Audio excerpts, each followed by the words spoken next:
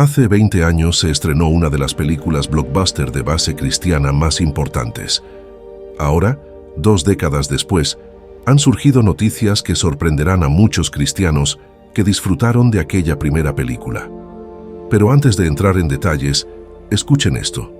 En la actualidad estamos siendo testigos de un simbolismo que, aunque no es nuevo, parece haberse intensificado. Es un fenómeno que hemos visto antes, pero ahora se presenta con una frecuencia y volumen que realmente parecen sin precedentes, especialmente en videos musicales y otro tipo de contenidos. ¿Qué opinan al respecto? ¿Por qué creen que ocurre esto? Personalmente, considero que es una tendencia que se ha acelerado en los últimos años. Entregué mi vida al Señor en 2009 y desde entonces siempre he tenido la sensación de que algo no estaba bien en todo este panorama. Al principio no podía identificarlo con claridad, pero cuando comienzas a analizarlo desde una perspectiva más amplia, te das cuenta de que todos parecen apuntar, de una u otra forma, hacia una figura oscura que conocemos, según la Biblia, como Satanás o el adversario. Es un ataque de 2 frentes.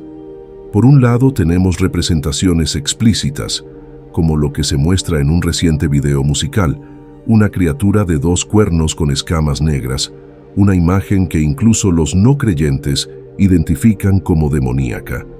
Esto no está sujeto a debate, pero por otro lado, también hay un trabajo más sutil, donde incluso algunas personas dentro de la iglesia, quienes aparentemente viven como cristianos, en realidad terminan sirviendo a los propósitos del enemigo. Cuando observamos el entretenimiento secular actual, hay un tema recurrente, un patrón claro de mensajes y simbolismos que buscan normalizar aquello que la Biblia señala como impío y malvado. Reflexionemos sobre esto.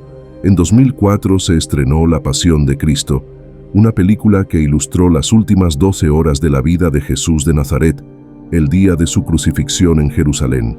Desde entonces, realmente no hemos visto otra película cristiana alcanzar el nivel de éxito que tuvo La Pasión de Cristo. Sin embargo, en contraste, desde aquel año hemos sido testigos de un notable aumento de contenido con temas que muchos consideran relacionados con el anticristo. A pesar de este panorama, hay una noticia que podría alegrar a muchos cristianos. Recientemente, se ha informado que Mel Gibson fue visto en varias localidades europeas buscando escenarios para grabar la esperada secuela de La Pasión de Cristo. Esto es emocionante porque, seamos sinceros, la industria del entretenimiento secular está plagada de blasfemia contra Dios, burlas hacia el cristianismo y todo tipo de contenido que promueve valores impíos. El portal Christian Post publicó un artículo titulado Satanás en Hollywood. ¿Por qué el rápido aumento de temas diabólicos en el entretenimiento es importante? Algunas de las líneas más llamativas dicen demonios, Satanás, maldad. Estos temas aparecen cada vez con mayor frecuencia en canciones, videos musicales, películas.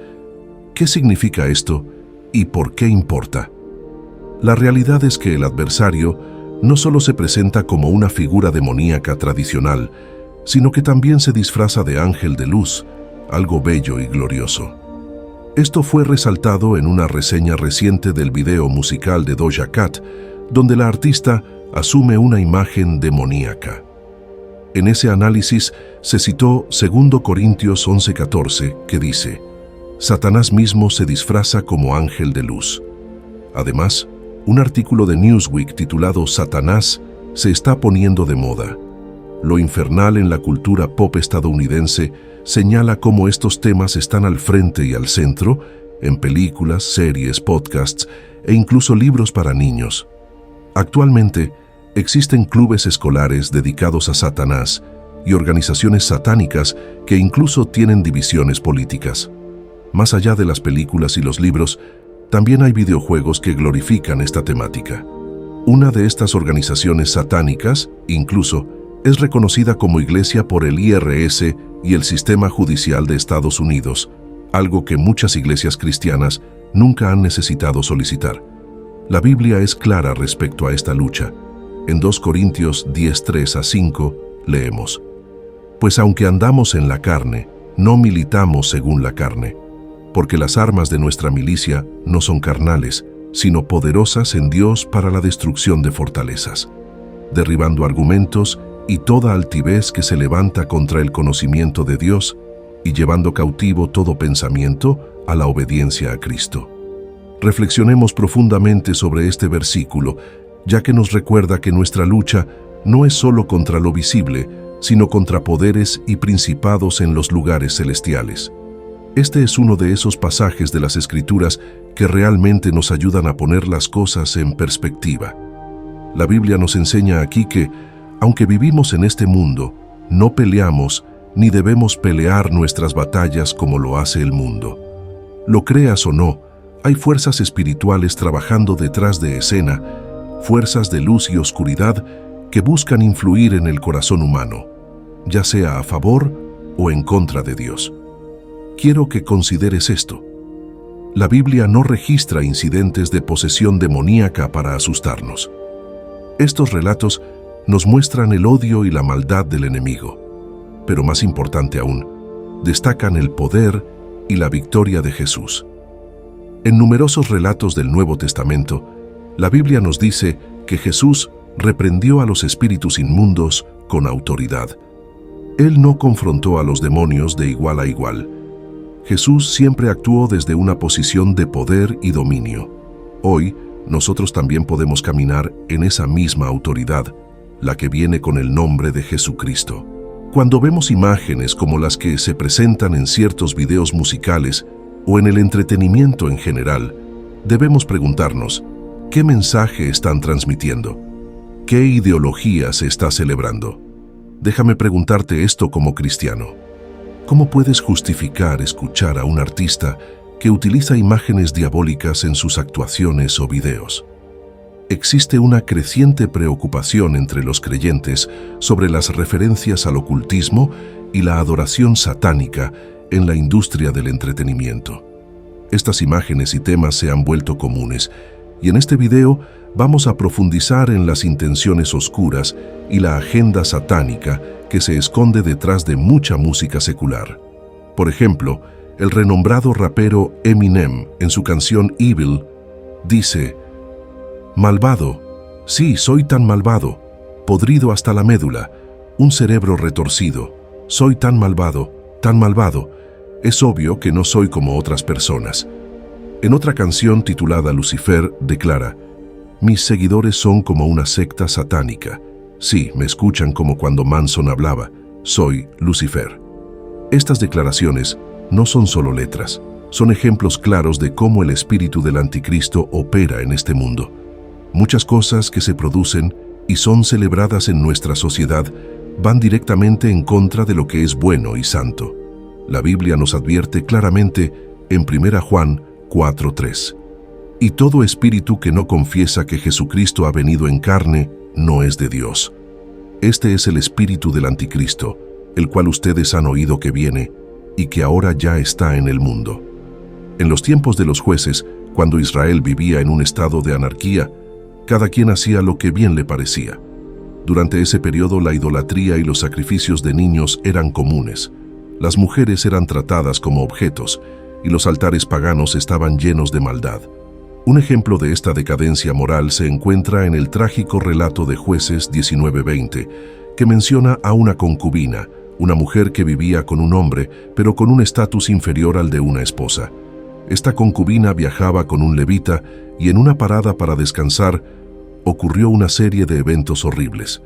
Los hombres de la ciudad abusaron de ella hasta llevarla a la muerte. Aunque hay aspectos de esta historia que son difíciles de entender, lo que sí queda claro es la maldad y la anarquía que reinaban en Israel. Aunque las leyes de Dios estaban en vigor, todos vivían según lo que consideraban correcto a sus propios ojos. Hoy en día, vivimos en una época similar. El pecado está en todas partes y su aceptación es cada vez más común. Puedes encender una computadora y acceder a la pornografía desde cualquier lugar. Puedes prender la televisión y encontrar noticias llenas de odio y violencia. Incluso puedes ir al médico y realizarte procedimientos sin considerar el impacto moral o espiritual que puedan tener. Lo que antes era considerado incorrecto, ahora se celebra como correcto. Aunque quizá no estemos inmersos en un pecado tan profundo como el de los tiempos de los jueces, la anarquía sigue presente en nuestro mundo. El pecado es fácil de encontrar, barato y accesible. La definición bíblica de anarquía es clara. Es la rebelión deliberada, consciente y voluntaria contra las leyes de Dios y del hombre. Ante esta realidad, debemos estar alertas y recordemos que, como cristianos, no somos llamados a adaptarnos a las tinieblas, sino a ser luz en medio de la oscuridad. Ahora me pregunto, ¿se da cuenta la mayoría de las personas de que la anarquía es como el aire que respiramos en este mundo? La Biblia habla de anarquía con bastante frecuencia. La verdad es que necesitamos leyes. Sin ellas, el mundo sería un caos. Sin consecuencias, la gente viviría como quisiera. Muchos piensan que las leyes de Dios son opresivas, pero en realidad, estas leyes se implementaron para protegernos y beneficiarnos. Por ejemplo, cuando Dios nos manda no cometer adulterio, lo hace porque sabe que es lo mejor para nosotros. Al cometer adulterio, destruimos nuestras relaciones con nuestro cónyuge y dañamos a quienes nos rodean. Por otro lado, cuando obedecemos el mandamiento de amar al prójimo, construimos relaciones sanas y armoniosas. Sin embargo, el problema radica en que muchas personas ven estas reglas como restricciones en lugar de bendiciones. Hoy vivimos en una época donde estas leyes son ignoradas. Esto es lo que la Biblia llama anarquía. Un ejemplo temprano de anarquía se encuentra en el libro de Jueces, donde cada uno hacía lo que bien le parecía. Ahora surge una pregunta crucial. ¿Cómo puede un cristiano mantenerse encendido y fervoroso mientras vive en una sociedad sin ley? En Mateo 24:12 leemos, «Y por haberse multiplicado la maldad, el amor de muchos se enfriará». Este versículo no solo describe un problema, sino que también apunta a la solución. Para resistir la anarquía, no debemos permitir que el amor en nuestros corazones se enfríe. Pero este amor no es un amor general, ya que incluso las personas sin ley aman a sus cónyuges, hijos y amigos. El amor al que se refiere Mateo 24:12 es el amor por Dios. Imagina esto, estás en una casa completamente oscura. No hay luz de luna, ni estrellas, ni faroles encendidos, ni siquiera un automóvil que pase cerca. Si enciendes una luz, por pequeña que sea, esa luz vence a la oscuridad. La oscuridad no puede superar la luz. Mientras más luz hay, menos espacio queda para la oscuridad. De la misma forma, el amor por Dios es como esa luz que eclipsa el oscuro deseo de anarquía. Entonces, ¿cómo se ve permanecer encendidos por Dios en tiempos de anarquía? Se trata de pasar tiempo con Él y permitir que su amor nos transforme. Esto plantea una pregunta importante. ¿Estás pasando tiempo con Dios? Si estás escuchando esto, este puede ser un gran punto de partida. Escuchar la palabra de Dios enseñada y predicada es excelente, pero debe ser más que eso. ¿Estás dedicando tiempo para buscarlo en oración? ¿Estás leyendo su palabra regularmente? ¿Te estás reuniendo con una comunidad cristiana para que el Espíritu Santo trabaje en ti a través de la vida de los demás? Si no lo estás haciendo, corres el riesgo de que tu amor por Dios se enfríe. Para combatir la anarquía que amenaza con crecer en nuestros corazones, debemos permitir que la luz de la presencia de Dios esté activa en nuestras vidas todos los días. Otra pregunta que debemos hacernos es, ¿estamos preparados para lo peor? En la última década, cada vez más personas se preocupan por desastres apocalípticos. Entre disturbios políticos, una pandemia global, desastres naturales, eclipses solares y otras señales, muchos sienten que el fin está cerca.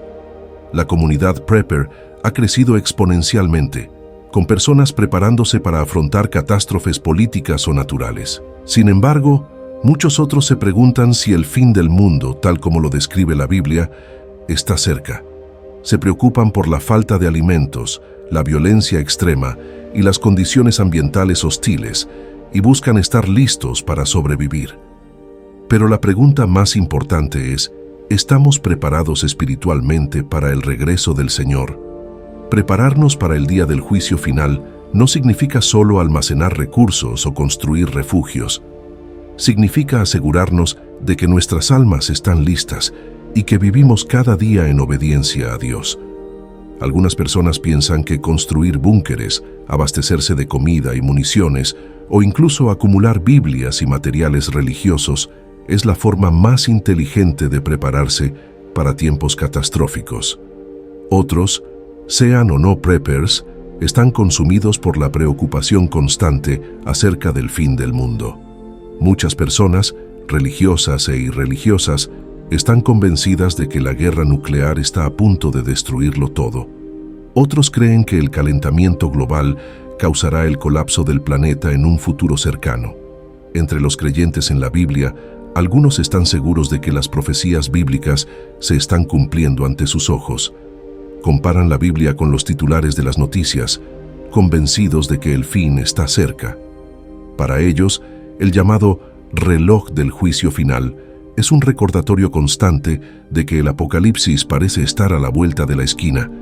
Pero si apagamos ese ruido por un momento y acudimos a la palabra de Dios, podemos encontrar una manera correcta de pensar sobre los tiempos difíciles e incluso sobre el fin del mundo. Cuando hacemos esto, descubrimos que la Biblia nos promete que el mundo, en efecto, llegará a su fin. También aprendemos que debemos estar preparados para ese momento. Sin embargo, nuestra actitud y preparación marcan la diferencia. En primer lugar, es útil considerar lo que Jesús dijo acerca del tiempo del fin. Muchas personas se preocupan y se inquietan intentando determinar cuándo regresará Jesús. Sin embargo, Jesús mismo dejó claro en Mateo 24, 36 a 39. Pero del día y la hora nadie sabe, ni aun los ángeles de los cielos, sino solo mi Padre. Mas como en los días de Noé, así será la venida del Hijo del Hombre. Porque como en los días antes del diluvio, estaban comiendo y bebiendo, casándose y dándose en casamiento, hasta el día en que Noé entró en el arca, y no entendieron hasta que vino el diluvio y se los llevó a todos, así será también la venida del Hijo del Hombre. Jesús afirma claramente que nadie sabe el día ni la hora de su regreso, ni siquiera los ángeles del cielo, sino solo el Padre. Esto significa que no existe un mensaje secreto codificado que podamos descifrar para saber cuándo volverá. Jesús no quiere que gastemos nuestra energía buscando señales, sino que vivamos preparados constantemente. En Mateo 24:42, Jesús exhorta: «Velad, pues, porque no sabéis a qué hora ha de venir vuestro Señor». El hecho de no conocer el momento exacto de su regreso no significa que no podamos estar listos. Sin embargo, esta incertidumbre cambia nuestra forma de prepararnos. Jesús no nos llama a prepararnos para sobrevivir condiciones catastróficas ni a construir búnkeres para protegernos de un apocalipsis físico. La preparación a la que Jesús nos llama es espiritual, fidelidad y obediencia. No importa si el fin del mundo está a milenios de distancia o si está a solo días. De cualquier manera, el cristiano debe vivir fielmente al Rey Jesús. Esto implica deshacernos del pecado, crecer en nuestra fe, adorar al Señor y proclamar el Evangelio al mundo. El apóstol Pablo ofrece una perspectiva poderosa sobre este tema. Mientras estaba en prisión, enfrentando la posibilidad de ser ejecutado, escribió a los filipenses: «Conforme a mi anhelo y esperanza de que en nada seré avergonzado, antes bien, con toda confianza, como siempre, ahora también será magnificado Cristo en mi cuerpo, o por vida o por muerte. Porque para mí el vivir es Cristo, y el morir es ganancia». Filipenses 1:20 a 21. Pablo no se preocupó por si moriría o viviría. En cualquier caso, decidió honrar a Cristo. Si debía morir, lo haría siendo fiel al Señor. Si se le daba más tiempo de vida, lo dedicaría a servir a Jesús. Esta es una perspectiva que deberíamos adoptar. Si solo nos quedan días hasta el regreso del Señor, usemos esos días para servirle y compartir su mensaje con otros. Si su regreso está a años, décadas o más, aprovechemos ese tiempo para crecer en nuestra fe y cumplir su propósito. En todo caso, vivamos sirviendo al Rey Jesús. Si lo hacemos, siempre estaremos preparados para su regreso. Comparte este mensaje. Que Dios te bendiga abundantemente.